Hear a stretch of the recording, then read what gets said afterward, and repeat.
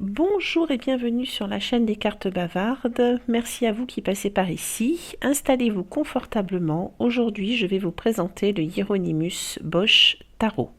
Je vais essayer de pas être trop longue pour pas vous ennuyer. Mais voilà, installez-vous, prenez un café, un petit thé et c'est parti. Donc là, j'ai sorti le bouquin de la boîte que je trouve magnifique.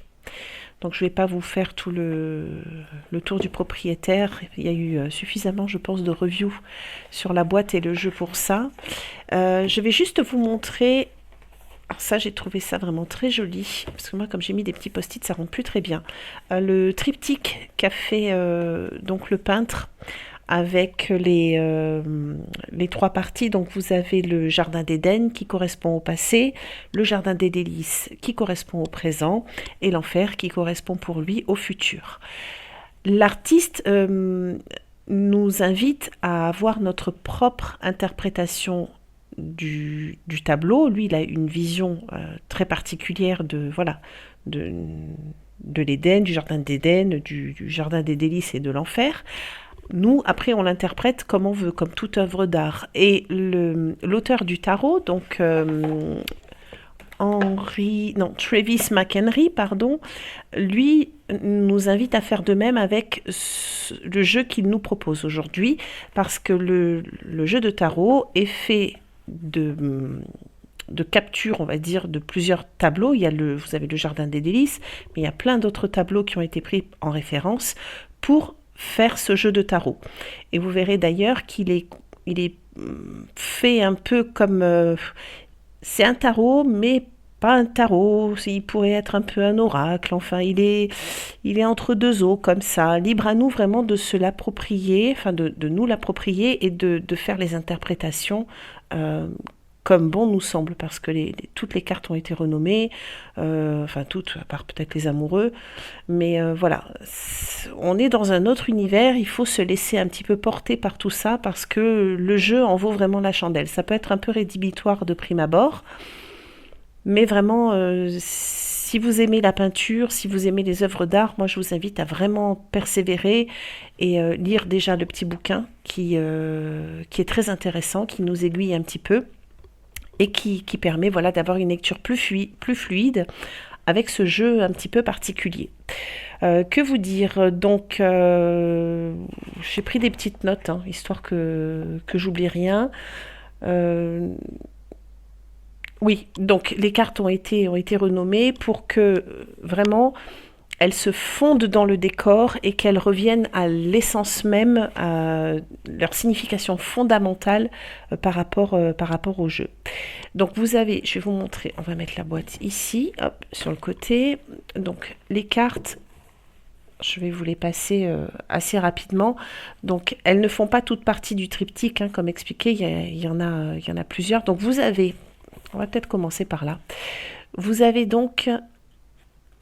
Voilà, une petite introduction, une façon de lire les cartes, donc comme le triptyque du tableau du jardin des délices, donc avec le passé, le présent, le futur, avec problème et solution en bas. Donc ça, c'est plutôt pas mal. Vous avez ensuite l'explication pour les arcanes majeures, où là, vous avez un petit tableau avec quelques mots-clés, en fait, pour vous y retrouver un petit peu. Pour ce qui est de la carte numéro 8, donc, alors, la carte numéro 8, c'est l'ignorance. Parce qu'on ne sait pas trop si on est sur un Rider ou sur un Marseille. Donc, la carte numéro 8, hop, qui a été renommée donc l'ignorance, ce n'est ni la force ni la justice. Et la carte numéro 11, c'est une combinaison entre la force et la justice, de par voilà, ce qui a été choisi. On va vite passer parce que je ne voudrais pas me faire bannir avec ma vidéo. Voilà, donc ce sont des cartes, elles ont toutes été renommées, comme dit, Rider ou Marseille, on ne sait pas, donc vous faites vraiment au feeling, comme bon vous semble, Et je pense que c'est beaucoup plus pratique comme ça, en fait. Parce que si on essaye de se rattacher à un système bien carré, on va pas y arriver. Enfin, vous, moi non plus, personne va y arriver, ça va être trop compliqué. Donc voilà, les cartes ont été donc renommées.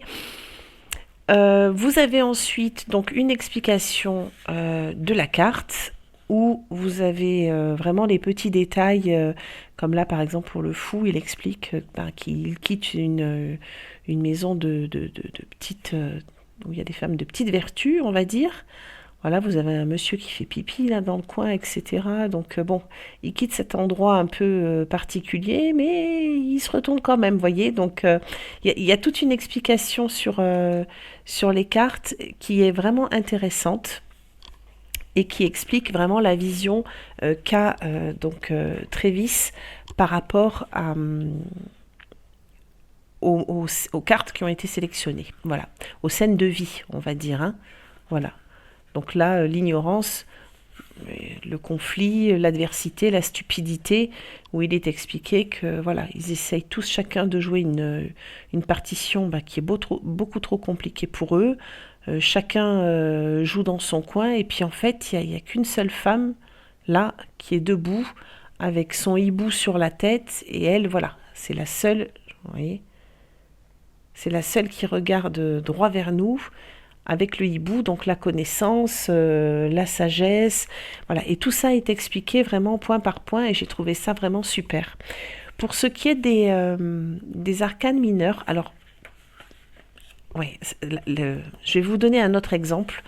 Celui-ci, donc là ça pourrait être le pendu, mais cette carte-là a été renommée donc le garçon à la barrique, voilà. Donc c'est la patience, la réflexion, etc. Pourquoi? Alors avec ce monstre qui crache son liquide dans ce tonneau, donc il est expliqué qu'en fait, grâce à pas à la souffrance, mais à cette situation inconfortable, de toute façon, il va s'en sortir. Il le sait, puisque une fois que le niveau sera monté, il pourra sortir et se libérer. Donc ce n'est pas une action qu'il subit involontairement, c'est voulu. Et tout ça, pareil, est expliqué et j'ai trouvé ça assez intéressant. Parce qu'on retrouve quand même dans le jeu des explications qui corroborent un petit peu ce qu'on a avec le tarot de Marseille traditionnel. Voilà. Pour les mineurs, qui sont ici. Donc je vais vous lire le petit passage, je l'ai traduit pour que ce soit plus intéressant. Donc, il est indiqué qu'au lieu de forcer les images de Bosch à s'inscrire dans les 4 couleurs traditionnelles du tarot, ces arcanes mineurs ont été conçus autour des motifs et des allégories de Bosch. Ces symboles les plus récurrents étaient les baies, les oiseaux, les patins, les épées, des récipients, alors des tonneaux, des vases, des tasses, des livres et des pièces de monnaie. Beaucoup de ces symboles ont des correspondances familières dans le tarot traditionnel. Grâce à la réorganisation des couleurs, il n'est plus nécessaire de se fier à certaines cartes numérotées. Chaque couleur est désormais entièrement composée de cartes de cour ainsi que d'un as qui représente la signification de la couleur dans son ensemble. Cette nouvelle approche donne un nouveau souffle aux arcanes mineures. Et une fois les octaves des cartes de cour apprises, la lecture avec ces cartes devient une seconde nature. Les éléments correspondants fournis ici servent simplement à aider à comprendre la signification générale des couleurs et ne font pas partie de la symbologie de Bosch. Voilà. Donc ça, c'est ce qui est indiqué ici. Donc vous avez les baies qui correspondent à la terre, les oiseaux à l'air, les skates, les patins donc à l'eau et au métal, les épées au métal et au feu, les vases à l'eau. Alors les vases, je les ai retrouvés également, petite parenthèse, dans le Terra Volatile Tarot. C'est le seul jeu que je connaisse où il y a les vases. Après, si vous en connaissez d'autres, je suis preneuse. Mais c'est vrai que ça enrichit un petit peu le jeu. Vous avez donc les livres, les pièces et les 7 péchés capitaux. Qui, eux, petite parenthèse aussi, les 7 cartes, je vais vous les montrer, sont tirées d'une c'est une pièce en bois ronde où vous avez donc les 7 péchés capitaux et vous avez aux 4 coins, je vais vous montrer. Hop. Il faudra que j'essaierai de vous faire une incrustation, sinon je vous mettrai le lien du tableau sur Wikipédia. Donc là, on est sur les... Voilà. Donc les 7 péchés capitaux, ils sont ici. Donc eux, c'est une famille à part. Et ces cette images-là font partie d'un seul tableau où on vous explique qu'en fait, un péché entraîne l'autre. Voilà. C'est là aussi où c'est intéressant d'étudier donc ne serait-ce que cette famille-là. Une fois qu'on a compris ça, qu'on a capté les 7 péchés capitaux, voilà, on sait comment driver un petit peu notre lecture du jeu. Donc vous avez la suite donc des baies, donc qui correspondent à l'élément terre. Vous avez sur le panneau central du Jardin des Délices beaucoup de baies. Et ça correspond à l'amitié, à l'abondance, à la fertilité. Voilà, donc ça, quand vous voyez des baies, vous savez que, hop, on est sur quelque chose d'assez positif. Exemple, je vais vous les montrer. Et c'est comme ça, en fait, qu'il faut le prendre, ce tarot. Il ne faut pas trop chercher à comprendre, à le coller en décalcomanie avec un autre jeu de tarot. Donc là, vous avez les baies. Donc sur chaque carte, vous avez une baie, donc c'est pas compliqué, et puis c'est indiqué aussi. Vous avez, c'est bien fait, des mots-clés hein, qui sont indiqués. Donc, et en fonction donc, du degré, vous avez le page, voilà, le valet, le baron, la princesse, la reine, le roi et l'as. Voilà, c'est ce qui est expliqué dans le bouquin, où on monte en échelle en fait. Voilà, et ils ont chacun une baie dans les mains. Alors, des baies ou des framboises, des fruits rouges, des groseilles, voilà. On reste sur les baies. Vous avez ensuite la famille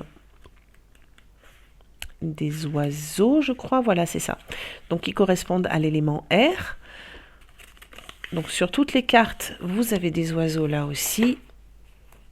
Et vous avez ces familles. Donc, page, valet, le baron, le prince, la reine, le roi et l'as.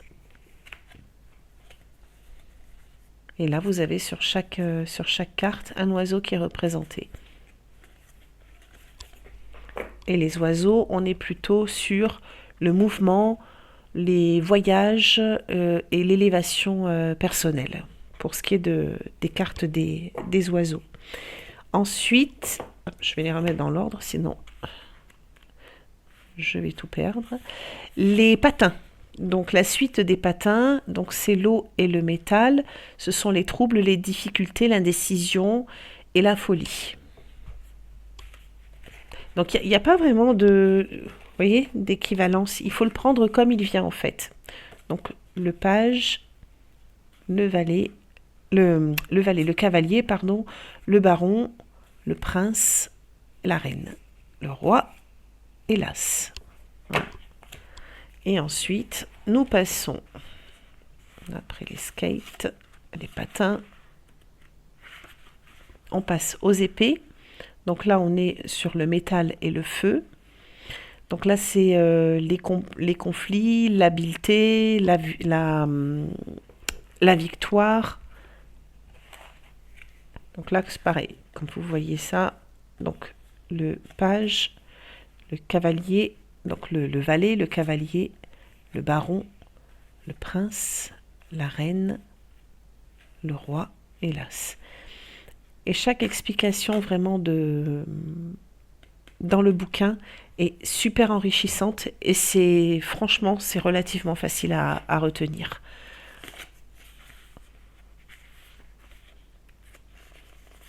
Voilà, donc là vous avez les vases, donc élément eau. Les activités qui n'ont pas été... les choses refoulées, je vais y arriver. Quand on est esclave, des choses comme ça. Vous voyez, là par exemple, Lui, il est voilà la promotion, le travail dur, la loyauté. On voit bien qu'il a une flèche plantée dans le derrière. Et ben malgré ça, il continue de monter. Vous voyez son petit vase là, sa petite cruche. Il est dévoué à son travail. Il y va. Donc vous tirez une carte comme ça, vous savez très bien que voilà, si selon le contexte, on est là-dedans. Il y a rien de foufou quoi. Là, on a le cavalier, le business, un pauvre manager, le baron, le prince, la reine, le roi, hélas. Alors, il y a aussi dans les vases, alors vous avez des fois ou des coupes ou des tonneaux, donc en fonction de ce que c'est expliqué aussi. Donc les vases, les tonneaux et les coupes sont assez proéminents dans son travail, dans le travail de Bosch. Les vases et les coupes représentent généralement l'élément de la nature humaine. Et ensuite, donc, oh là là, c'est compliqué de traduire. Les barriques sont souvent associées à la noirceur, à la corruption, à tout ce qui est de la débauche. Voilà. Donc, quand vous voyez un tonneau, c'est beaucoup moins, vous voyez, drunkenness, c'est-à-dire l'ivrognerie, la modération. Et là, on est sur un vase. Donc là, c'est la charité, la gentillesse sur un verre. On est sur quelque chose de plus doux. Dès qu'il y a un tonneau, on est vite dans l'excès, dans quelque chose de plutôt négatif. Et là, vous avez, pareil, elle est avec une cruche, cette dame-là. Donc, jamais satisfaite, une femme de petite vertu. Et vous avez comme ça toutes les cartes, là, la satiété, le succès, parce que dans le tonneau, là, on se croirait chez Bacchus, vous voyez. Et c'est ça, moi, qui me plaît dans ce jeu-là, c'est que voilà, il faut creuser un petit peu, il faut s'intéresser, il est d'un autre temps, et c'est ça qui est bien. Après, vous avez les livres. Alors, d'ailleurs, ça me fait penser. Il vous explique en fait que vous avez des bons livres et des livres qui sont dangereux. Ça m'a tout de suite fait penser, je ne sais pas si vous l'avez vu, ce film Le nom de la rose, où on parle justement de ce livre qui tue, etc. Et là, ça a vraiment fait résonance en moi avec cette suite des livres, où vous avez voilà, le livre où on est dans l'introspection, par exemple dans la lecture, l'apprentissage, l'exploration, un nouveau travail, et où vous avez un livre comme ça, où on a le côté un petit peu obscur, vous voyez, l'adultère, les choses comme ça. Et rien qu'à l'image, on le voit bien d'ailleurs. Hein. Ce qui est dommage, c'est que bon, effectivement, c'est en anglais, ça aurait été plus sympa que ce soit en français, mais sur trois, quatre mots, il y en a un ou deux qu'on comprend. Là, par exemple, dominance et patience. Voilà, ça a la même signification. Intelligence, intuition, observation. Donc, il y a des mots simples qu'on peut... voilà, le savoir caché, un homme âgé, la musique, transmettre son savoir, la créativité. Donc, ce sont des cartes qui sont très intéressantes. Parce que transmettre son savoir, la créativité, on pourrait partir sur un 3 de denier par exemple. Mais on n'est pas chez les deniers, on est chez les livres. Et on n'est pas chez les épées non plus, vous voyez. Donc c'est pour ça qu'il faut vraiment se laisser guider et ne pas chercher de correspondance. Après, on a les deniers qui sont ici. Donc, j'adore cette image. Le valet, le cavalier, le baron, le prince, la reine, le roi, hélas. Voilà. Donc pour ce qui est les deniers, donc on est sur le métal, le travail, la carrière, le succès, l'argent, voilà. Donc là on est sur les deniers. Si on veut vraiment faire une correspondance avec le tarot, on y est. Voilà. Là avec les deniers, on est bon. Pour ce qui est du domaine, en général, hein, mais pas pour le reste. Il faut, comme dit, se fier aux mots-clés. Parce qu'on est des fois aux antipodes de la signification. Et ensuite, on arrive donc aux 7 péchés capitaux, donc, qui représentent les 7 dernières cartes, les troubles et les désirs de la condition humaine. Voilà. Et ces 7 cartes-là font donc partie, comme je vous le disais, d'un... C'est un tableau, enfin c'est peint sur un morceau de bois rond, circulaire comme ça. Je vous laisse aller voir sur Wikipédia parce que j'ai plus le logiciel qui permet de faire les incrustations. Je l'ai enlevé, il me plombait mon téléphone. Donc vous tapez, je vais vous dire comment il s'appelle, et là vous allez tout de suite l'avoir. Parce que l'index, et j'en viens justement là, est très bien fait parce qu'il vous permet de retrouver donc soit les références par rapport au tableau. Donc là, vous avez le nom du tableau qui a été utilisé. Là, vous avez, voyez, donc la reine des patins, sur le panneau du centre, donc vous avez le roi. Donc là, c'est la tentation de Saint-Anthony. Ça doit être un triptyque aussi, ouais, puisqu'il y a 3, le panel de gauche, du centre et de droite. Et là, vous avez donc les cartes qui sont... vous avez la nomination des cartes avec la correspondance du tableau. Donc là, par exemple, on a celui-ci qui fait partie donc, du tableau, les 7 péchés capitaux. Et si vous tapez les 7 péchés capitaux de Bosch, vous allez tomber sur cette fameuse peinture sur bois. Voilà. Après, voilà, vous avez un petit mot de l'auteur, de l'artiste, et la fin avec l'enfer. Donc, je trouve que ce jeu est super intéressant. Il peut rebuter. J'ai vu quelques reviews avant de l'acheter et je me disais, ouf, ça va être un sacré morceau. Parce qu'il y a effectivement cette envie infinie et absolue de le calquer à un autre tarot, alors que non. Il faut le laisser s'exprimer pour ce qu'il est et pour ce dont Travis McHenry a voulu nous transmettre. Mais comme il l'explique très bien et comme je vous l'ai dit en début de vidéo, libre à nous d'interpréter aussi comme bon nous semble. Voilà. Et je voulais vous présenter également un petit... Alors lui, c'est un petit rigolo. C'est le Hieronymus Bosch. Là, vous avez des cartes, en fait, qui, lorsqu'elles sont à l'envers, forment le tableau. Donc, ça, c'est l'endroit. Non, ça, c'est l'endroit, ça, c'est l'endroit. Ah, bref, vous avez compris. Quand vous les mettez côte à côte, ça vous refait le tableau, en fait, le triptyque. Alors, ma table n'est pas assez grande. Je vais vous mettre quelques cartes comme ça pour vous donner une idée. J'ai trouvé ça sympa parce que ça permet là aussi de se laisser aller et de voir un petit peu l'interprétation qui a souhaité être dans le tableau. Alors après on repart comme je l'ai utilisé. On est là.